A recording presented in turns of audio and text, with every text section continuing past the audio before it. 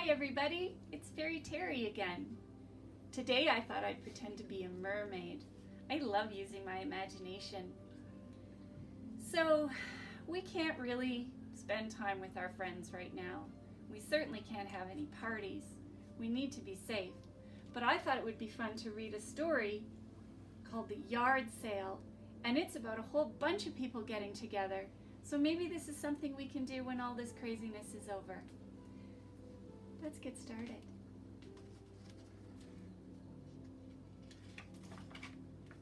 Spudville was a quiet town. The houses were clean, the yards were neatly mowed, and people kept to themselves. Nothing strange ever happened in Spudville until one Saturday a handwritten note appeared around town. Yard sale, it read. Today only. Mr. Flotsam's place, 99 Crooked Hill Road. No one could remember a yard sale in Spudsville. They decided to check it out. Howdy, Mr. Flotsam said as people began to arrive. I cleaned out my basement and figured I ought to have a sale. Things were a bit rickety and worn, but the prices weren't bad, and everyone left with something that they really wanted. But by the next morning, things started to get a little peculiar. The Zing's new living room rug flew right out the front door, along with their son Max. Mrs. Milton's new typewriter zipped off page after page of its own writing. She wasn't even typing. When Mrs. Appleby answered her new telephone, it was her great-great-great-great-great-grandmother, just calling to say hello. I think that's a picture of her in the background. Franny Frumpkin's new music box wouldn't stop playing all morning, hopping polka that kept the family dancing and dancing and dancing. When Mr. Twitchett planted some of the seeds he had bought, he instantly found himself surrounded by a garden of monstrous proportions. And when Mr. Rotelli tried out his new pasta maker, it seemed it didn't have an off switch. Look at all that spaghetti. The whole town was in a tizzy. By noon, a crowd of people had gathered around Mr. Flotsam's to demand their money back.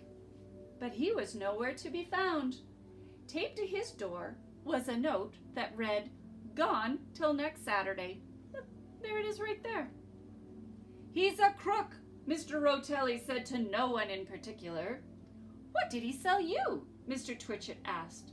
"Come and see," said Mr. Rotelli, and led everyone back to his house. See, there they are. Look at them all being together. Can't do that right now, can we? By then, the noodles were waist deep. "Appalling," said Miss Milton.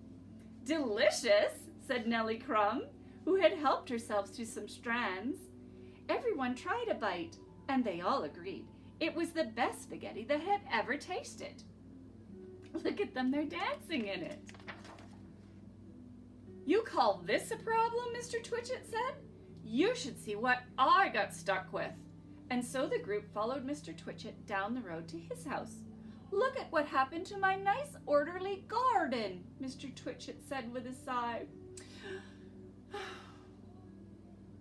"What a jungle," the crowd murmured. "Not a jungle, a jungle gym," squealed the children, and they started climbing and swinging and dangling from the large vines. Everyone complimented Mr. Twitchett on his green thumb, and he beamed with pride. He was pretty happy.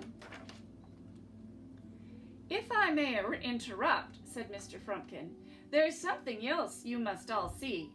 He stepped forward with the music box. "It's been keeping us dancing constantly," explained Mr. Frumpkin. "It's quite out of control," said Mrs. Frumpkin. "It's a party," insisted Franny Frumpkin. and she flipped open the box to prove it. Suddenly, everybody was jitterbugging around Mr. Twitch's yard and out onto his patio. They formed a conga line, and Mr. Rotelli had them doubled over with laughter as he did the funky chicken. When Franny finally shut the music box, they all agreed that it was the best party they had been to in years. I bet we're going to have some pretty amazing parties when this is all over. It's truly a remarkable music box, said Mrs. Appleby, but something very odd is happening at my house. The crowd followed Mrs. Appleby, whose phone was still ringing off the hook when they got there. Don't answer it, she said. It's haunted. The last call I got was from Amelia Earhart. Well, she's been gone for years. The crowd took a step back. We should get rid of it, somebody whispered. No, let's answer it, said Henry Haley, and he grabbed the receiver. Henry found himself talking with a singer named Elvis. It turned out they got along famously, and they even sang a rockin' version of Blue Suede Shoes together. You should get your mummies and daddies to let you listen to that song. It's a lot of fun. After that, people were lining up to use the phone. I can't wait to talk to my dear mother, Mrs. Frumpkin said. And I can finally get my great Aunt Sylvia's recipe for carrot cake, said Mr. Rotelli. One at a time, said Mrs. Appleby, who was beginning to be very fond of her amazing phone. What a fascinating item, said Miss Milton. But you must see what I bought. To Mrs. Milton's, Mr. Twitchett shouted. Inside, the typewriter was still clattering away, and the stack of papers was growing. It kept me up all night, said Miss Milton. How annoying, sympathized Mrs. Frumpkin.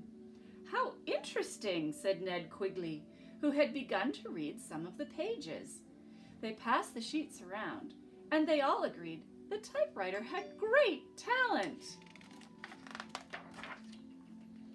It was then that the crowd saw the Zings hurrying down the street.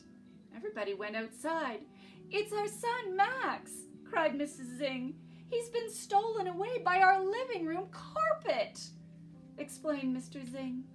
Oh my, the crowd exclaimed. We should form a search party, Miss Milton suggested. But then they noticed a figure way up in the sky, moving closer and closer. It was Max. That was great, he shouted as he glided to the ground. His parents ran over and hugged him. Soon all of the children were lining up to take Max's rug out for a spin. After that day, things were never quite the same in Spudville. The Zings rug was always in great demand. The Secrets of Spudville by Mrs. Milton's and her typewriter was on the bestseller list for a record 33 months. Mrs. Appleby, now known as Madame Olga, enjoyed a steady stream of visitors to her parlor thanks to her new telephone. On Friday nights, everyone gathered at the Frumpkins' home for an evening of dancing. That'll be nice to be able to do that again, won't it? Mr. Twitchett opened his garden to the public and let the children have full run of the place. He passed along all his produce to Mr. Rotelli, who used it in his Ristorante Rotelli, which got a 4-star review in the Spudville Standard. And as for Mr. Flotsam, the next time spring rolled around, he decided to hold another yard sale. The end. Won't it be fun to get back together with everybody again? I hope I see you soon.